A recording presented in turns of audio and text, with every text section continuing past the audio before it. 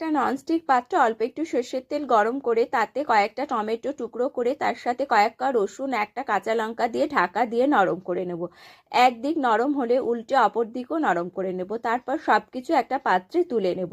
কড়াইটা পরিষ্কার করে অল্প একটু সর্ষের তেল গরম করে দুটো শুকনো লঙ্কা ভেজে একটা পাত্রে তুলে নেব।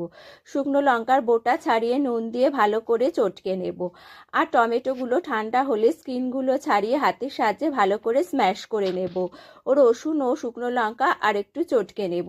এবার তেল গরম করে একটা পেঁয়াজ কুচি দিয়ে নেড়েচেড়ে অল্প একটু ভেজে নেব। তার মধ্যে টমেটো স্ম্যাশ করাটা দিয়ে দেব।